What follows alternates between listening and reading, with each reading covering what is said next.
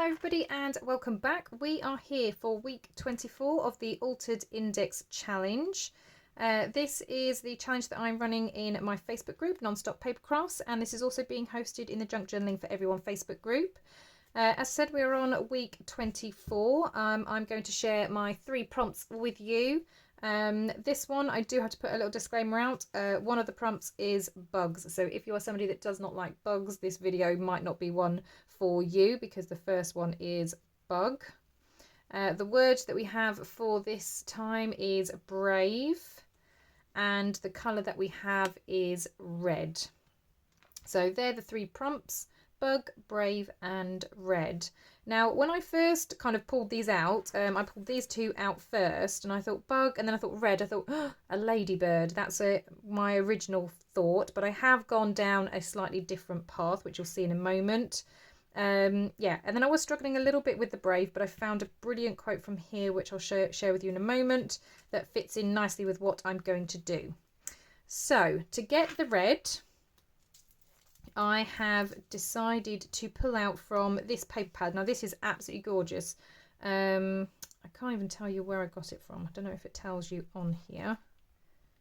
No, it doesn't. So yeah, I don't actually know where I got it from, but it's a Natural History Museum from the archives, and the papers in here are absolutely gorgeous. So they've got lots of these kind of plant and floral designs on. Some of the pages are like really busy. Some of them not as busy as others, but yeah, absolutely gorgeous designs. And I've wanted to use this for a long time, but just haven't got round to it. But I found this one, and this one is obviously a nice red. It's also got some leaves in the background, so it's nice and nature themed. And then for the bug part,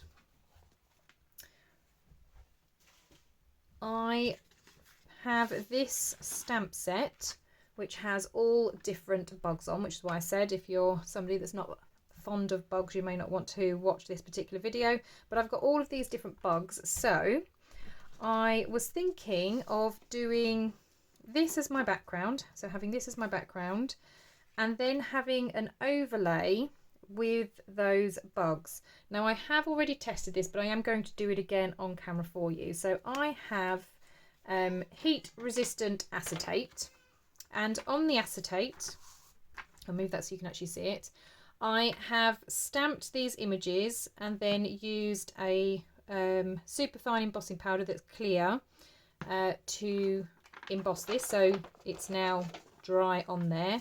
And then I was thinking of kind of laying this over the top, and I just thought it just gives a slightly different texture, a different effect, and then I can use my sentiment on the top as well. So like I said, I'm going to show you how I did this. So this is going to be very tricky to show you because obviously it is clear, but I have some acetate here. As I said, it's heat resistant, so it's great for if you are doing heat embossing. So the first thing I need to do is obviously chop it down to size. So the index cards are 4 by 6 that I use. So I'm just going to trim this down so it is 4.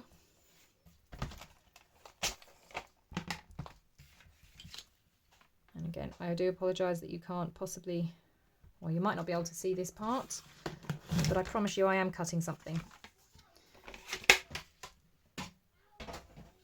So that's the acetate cut up. I'll put the spares to the side. Okay, so I've got my acetate. I'm going to move these out of the way a second as well, and the tab. So I've got my sheet of paper here to tip my embossing powder into when we get to that stage.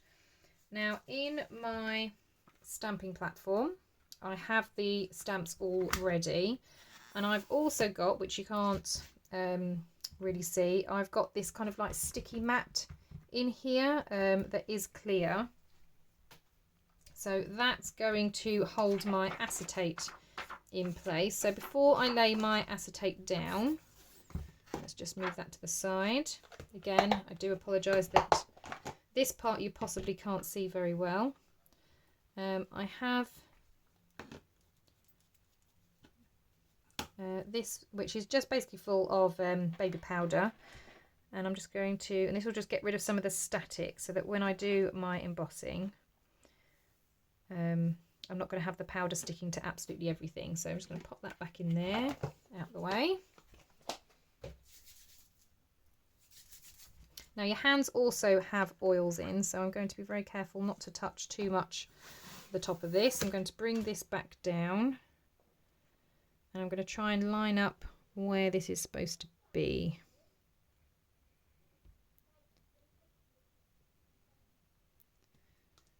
So it's about there, I believe. I'm just going to test it with this.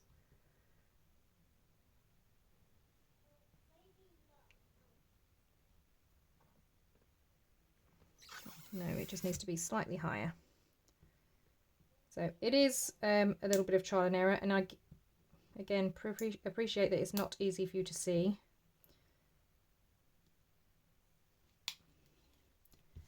And again, I'm trying desperately not to touch the acetate too much.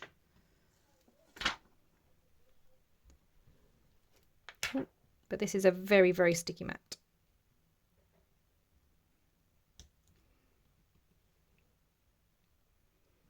Okay, I think about there's fine. We're going to go with that anyway. So the next thing I need to do then is obviously ink up those stamps. So I'm using VersaFine just because it's really good for picking up those fine details. I'm using the stamping platform just in case I do need to come back in with the ink again afterwards. I didn't last time, I just did it the one time. I don't mind if it's not perfect, that kind of adds to the effect. Then you just come down, give it a bit of a press.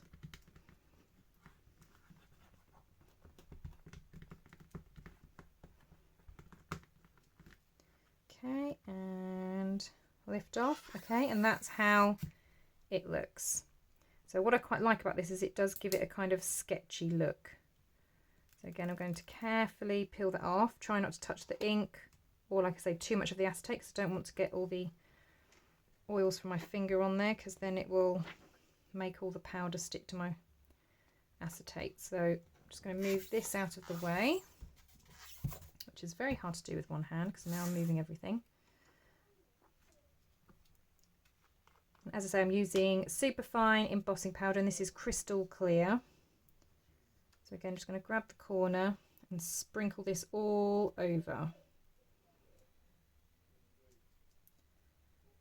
So just generally or generously pouring over.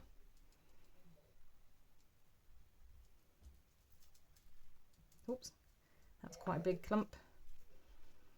And then just kind of make sure that it gets everywhere. Just going to give it a little bit of a tap. Okay, I'm just going to pop that to one side a second while I get rid of all this embossing powder and pop it back in here.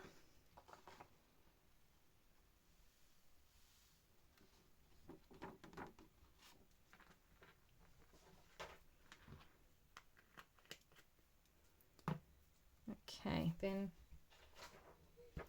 I'm going to bring this paper back just so you can kind of see what I'm doing, because it's very difficult with the acetate. So this is the acetate back. Now I have got a teeny little brush that I just kind of go round if you do find that you do still have some clumps, because you might find, certainly where I've been touching the edges, there are the odd pieces around the edges that just need brushing away.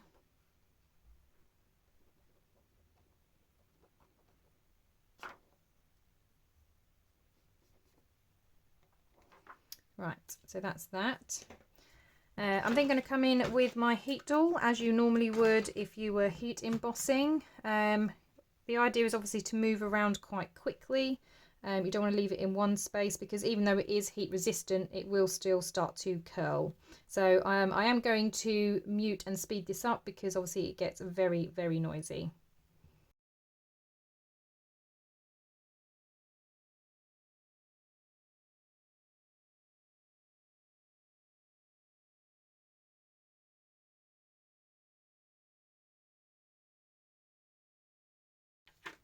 Okay, so there's the acetate piece. So obviously, because this is now heat embossed, this won't come off, so you won't get ink everywhere. but that's how it looks. Okay, so just bringing all of the other pieces back. So the first thing I need to do is obviously trim this down. So this has a slight perforated edge, so I'm just going to get rid of that first. And then I'm going to flip it round and trim it at 4. Now this should be 6 inches wide. So I shouldn't have to trim the width. Yep, brilliant, perfect. So that's going to go on there. As I said, I'm going to have this layered over the top and then have my sentiment. And it's just a different way of doing a card and having that different texture as well. I really love the feel of the heat embossing. It's really, really nice. So that's going to go on there. Right, so to attach this, I'm going to use double-sided tape. You will very slightly see the tape if you're really looking for it, but that doesn't bother me. I do have this really thin one, so that's the one that I'm going to use. I'm just checking, yeah, it is exactly the right size. So I'm just going to put this around the 4 edges.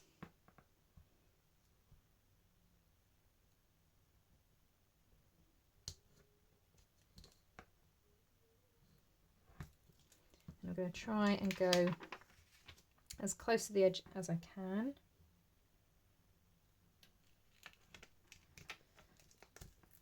Oh, she says, and then mucks it right up. Okay, well, that bit's clearly going there.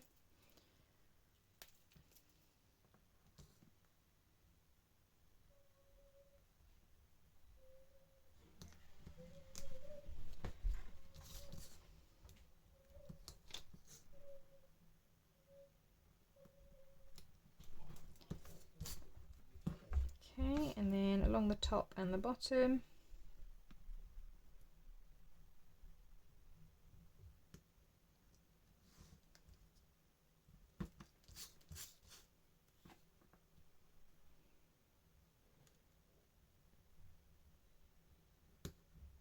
This does get a bit fiddly because it is acetate, so obviously it's not the easiest to see exactly where the edges are because it just blends into the background. Right, so there's my 4 edges. Right, I'm just going to use my weeding tool to pull off the backing.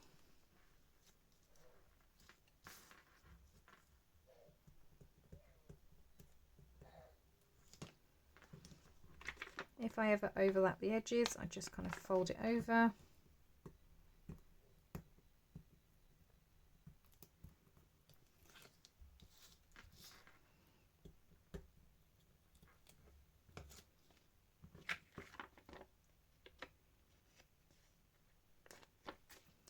And last but not least,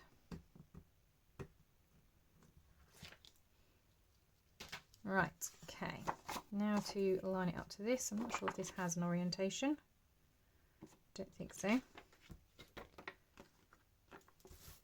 So I'm just going to line it up with one corner.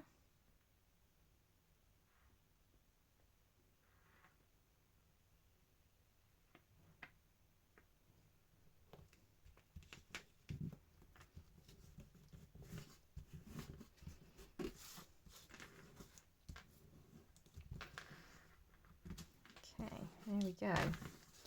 So there's that. Like I said, we also need the sentiment.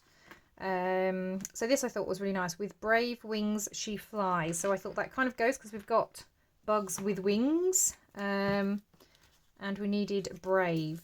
So I really like that one. So I think I'm going to have that one. Now I do have this in black, but I just thought we've got lots of black going on. So where I've got this gap here, I was thinking of trying to fit this sentiment in, just making sure that's even straight. I believe it is. And that fits perfectly in there. Right, so now to stick this on. I'm just thinking I might need another piece of double-sided tape, only because obviously on this side we've got the acetate, so it may not stick as well with the glue.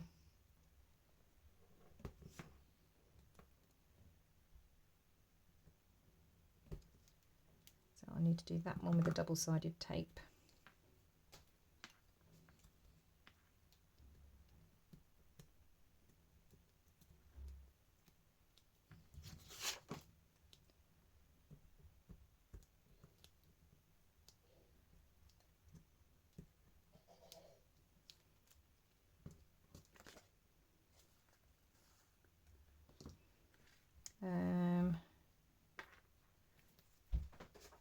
Okay, so this is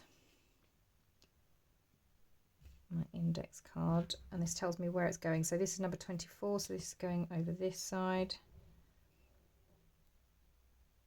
So I'm just going to line it up, and it'll be about there. Okay, now this I need to stick onto here.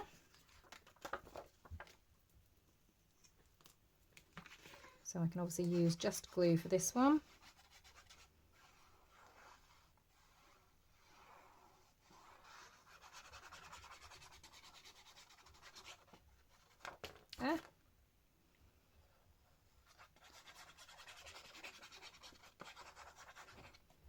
That would have been a disaster. Right, make sure I've got it the right way up.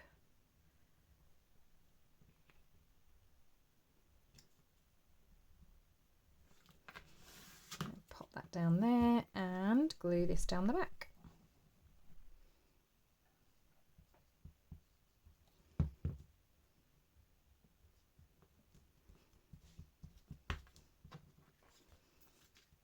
Okay, and then there we have it. So it's just a different way to do a card. Like I said, I really love the acetate and the heat embossing on the acetate. So just to have a look at what we had. So we had bug. We've got lots of bugs going on here. Brave, with brave wings she flies, and red. We've got that red background, and there's actually a little bit of red inside there in the tab as well. So that's my card for this week.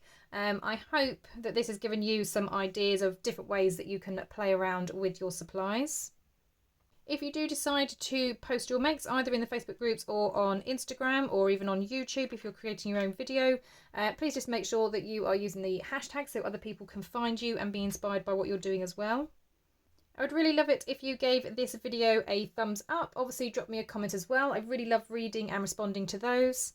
And if you are not already a subscriber, please click that subscribe button and also the bell so that you are notified of any new videos.